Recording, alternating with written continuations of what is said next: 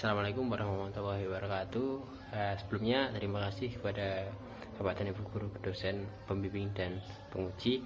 Di sini saya akan mempresentasikan tentang proposal skripsi saya dengan judul korelasi variasi body mass index dengan nilai contrast to noise ratio pada MRI lumbar sequence D2-weighted imaging Fastbin Echo Sagittal. Yang pertama, yang mendasari penelitian ini dilakukan, yang pertama itu adalah tentunya kualitas citra itu sendiri. Jadi kualitas gambar yang optimal itu tentunya akan membantu dari dokter untuk proses diagnosa dari klinis ataupun keluhan dari pasien itu sendiri. Nah, kualitas citra ini sendiri dipengaruhi oleh parameter. Parameter itu sendiri ada parameter primer dan parameter sekunder. Nah, di sini salah satu yang menjadi tolak ukur dari suatu citra itu bagus atau tidak itu biasanya dilihat dari SNR-nya, karena SNR sendiri adalah perbandingan intensitas sinyal dan tingkat noise dari suatu citra itu sendiri. Nah, selain SNR tentunya juga ada CNR. Nah, kenapa di sini peneliti lebih tertarik membahas tentang CNR? Karena memang CNR di sini merupakan perbedaan antara SNR dari organ-organ yang berdekatan. Jadi peneliti menganggap di sini CNR memiliki nilai yang lebih dalam penentuan suatu kualitas citra. Nah, selain itu juga ada faktor-faktor yang mempengaruhi. Nah, saya tertarik untuk melakukan penelitian bahwasanya kira-kira apakah ada pengaruh dari body mass index pasien sendiri terhadap kualitas citra dari pemeriksaan MRI lumbar. Nah, di sini karena memang di sini mungkin BMI sendiri juga mempengaruhi proporsi dari Meru sendiri. Nah, berangkat dari poin body mass index sendiri, di sini sebenarnya saya berangkat dari pengalaman waktu kuliah kerja lapangan di sini, karena memang di beberapa instansi rumah sakit sebelum melakukan pemeriksaan MRI biasanya kan dilakukan penimbangan terhadap pasien. Nah, di beberapa rumah sakit di sini tidak dilakukan itu. Nah, kalau kita hanya berfokus pada berat badan pasien, nah kita di sini kembali lagi mengesampingkan dari proporsional dari tubuh itu sendiri, karena memang untuk hitungan dari proporsional tubuh itu menggunakan BMI. Nah, di sini makanya itu, karena memang di sini tinggi ternyata juga mempengaruhi dari proporsional dari body mass index itu sendiri. Nah, jadi di sini saya ingin meneliti apakah kira-kira ada korelasi antara variasi dari body mass index itu sendiri terhadap kualitas citra dari MRI lumbar itu sendiri. Untuk rumusan masalahnya sendiri, bagaimana korelasi dari variasi body mass index dengan nilai contrast to noise ratio MRI lumbar sequence D2-weighted imaging FSC Sagittal. Nah, untuk tujuan penelitiannya sendiri yang ada dua. Yang pertama, tujuan umum untuk mengetahui korelasi dari nilai variasi body mass index dengan nilai contrast to noise ratio MRI lumbar sequence D2-weighted imaging FSC Sagittal. Nah, untuk tujuan khususnya ada tiga. Yang pertama, untuk mengetahui variasi dari nilai BMI pada pemeriksaan MRI lumbar. Jadi untuk mengetahui klasifikasi dari masing-masing nilai BMI itu sendiri. Lalu ada juga untuk yang kedua, untuk mengetahui nilai CNR pada masing-masing level BMI. Jadi tingkatan pertama nilai BMI itu CNR-nya berapa, nah, nanti untuk masing-masing organ itu berapa, dan tentunya untuk level kedua nanti nilai CNR dari masing-masing organ yang diteliti itu berapa. Jadi seperti itu. Lalu untuk yang ketiga sendiri, untuk mengetahui korelasi antara pengaruh variasi BMI terhadap nilai CNR-nya sendiri. Untuk manfaat penelitian di sini ada dua. Yang pertama manfaat teoritis dan juga manfaat praktis. Nah, untuk manfaat teoritisnya sendiri sebagai studi literatur bagi sivitas akademika dan praktisi tentang korelasi dari body mass index pasien pada nilai contrast to noise ratio citra MRI lumbar sequence T2 weighted imaging FSE sagittal. Nah, untuk manfaat praktisnya tentunya di sini juga sebagai referensi dalam pengambilan citra MRI lumbal pada pasien-pasien dengan kategori nilai BMI yang berbeda-beda untuk klinis ataupun keluhan nyeri punggung bagian bawah atau LBP. Nah, untuk hipotesis penelitiannya sendiri, untuk H0-nya di sini tidak terdapat perbedaan korelasi antara nilai CNR yang dari masing-masing level BMI pada pemeriksaan MRI lumbal sequence itu weighted imaging FSI sagittal.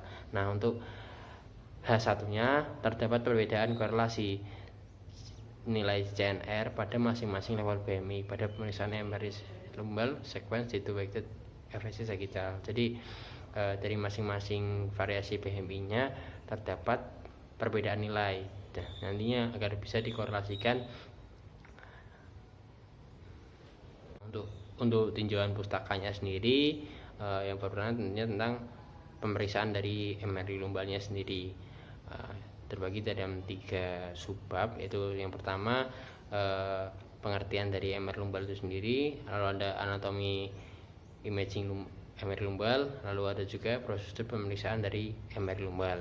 Nah, untuk pembobotan dari citranya sendiri tentunya yang pertama ada pembentukan citra, ada pembobotan T1 dan juga ada pembobotan dari T2. Lalu untuk yang ketiga ada sekuen Fastbin Echo sendiri, terbagi menjadi pengertian Fastbin Echo, lalu juga ada mekanisme kontras pada Fastbin Echo.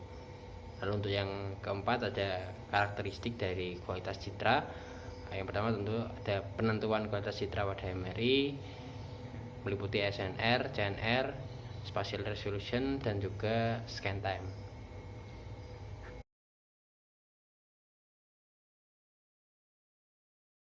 Lalu yang kelima ada pengertian dari body mass index, lalu ada faktor-faktor yang mempengaruhi BMI sendiri, termasuk di sini meliputi usia, pola makan, aktivitas fisik, dan juga jenis kelamin dari pasien itu sendiri. Nah, untuk metodologi penelitiannya sendiri mencakup poin-poin yang ditampilkan di sini.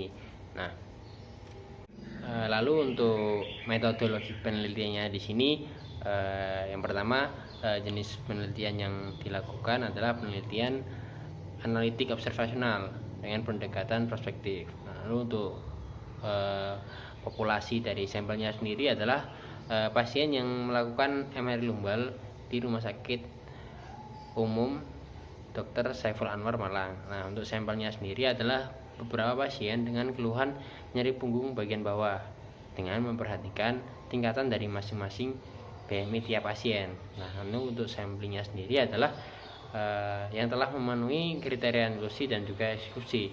Nah, untuk kriteria inklusinya sendiri adalah pasien dewasa yang telah melakukan pemeriksaan MRI lumbal dengan keluhan nyeri punggung bagian bawah dan juga pasien yang kooperatif.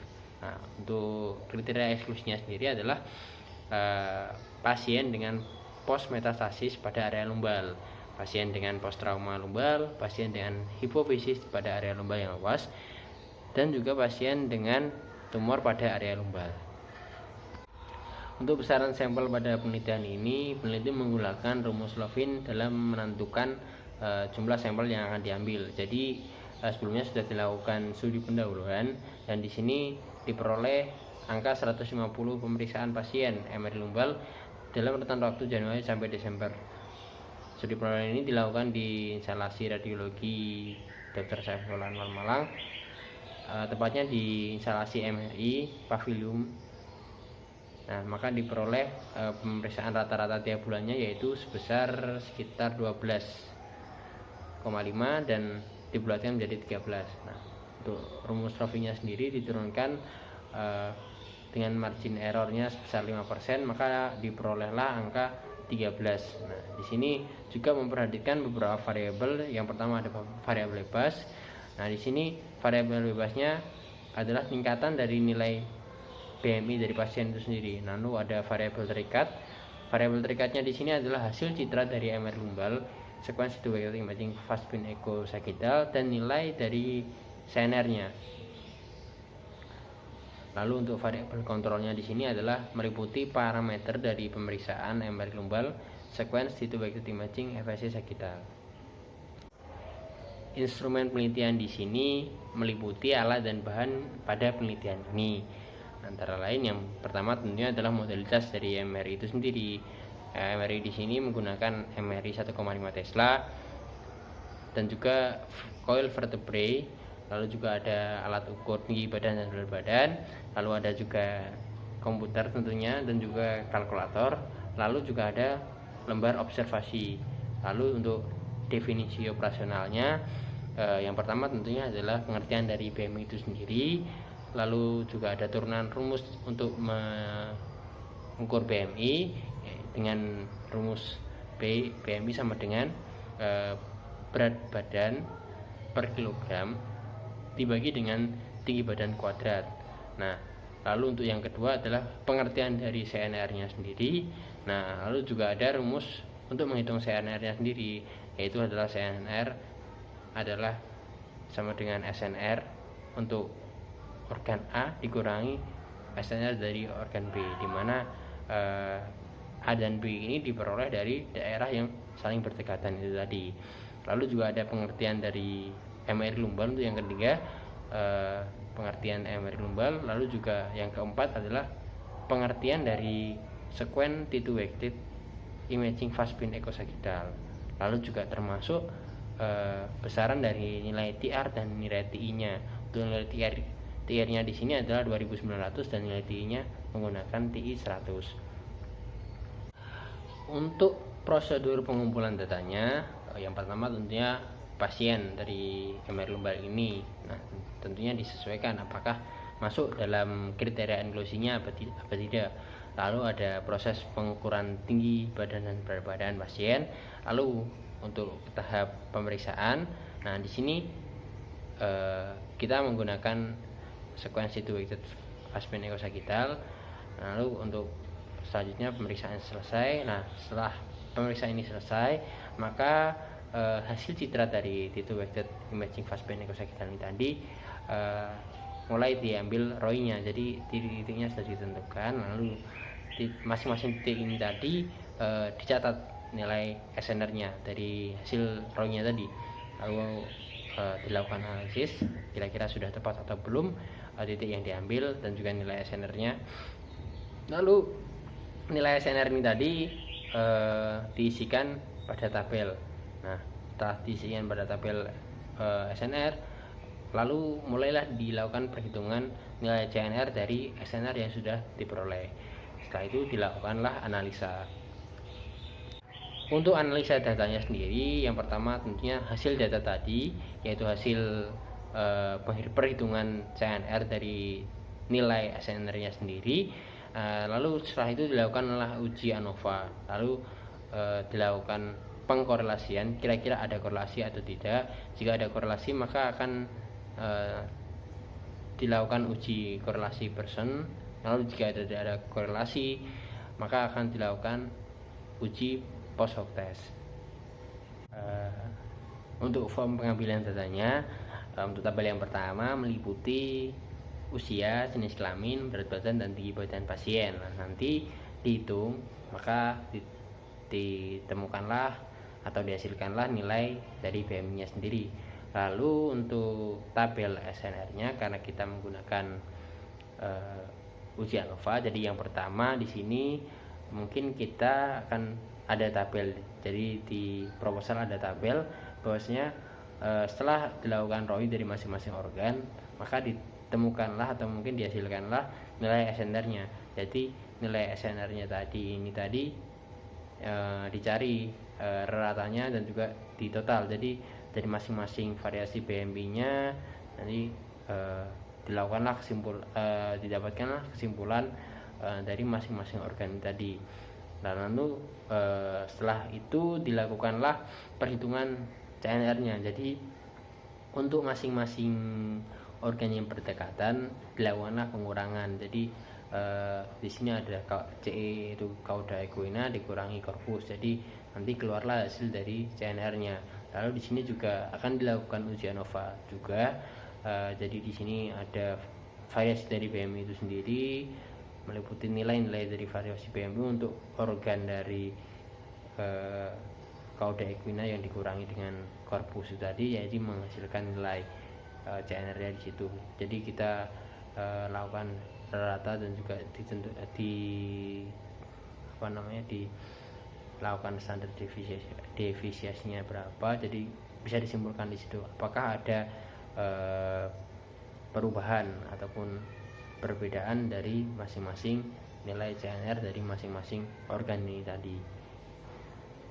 Jadi bisa disimpulkan bahwasanya setelah dilakukan uji ANOVA ini, kira-kira ada nggak perubahan ataupun ada nggak perbedaan dari masing-masing variasi dari BMI tadi terhadap organ-organ setelah dilakukan pemeriksaan dari MRI lumbal sequence T2 estimating FSC sagittal. Jadi bisa ditarik kesimpulan di sini kira-kira ada kaitannya ataupun ada korelasinya atau tidak. Kalaupun ada, maka akan dilakukan uji lebih lanjut, kalaupun tidak juga akan dilakukan lebih lanjut, dan kira-kira itu kenapa penyebabnya, seperti itu.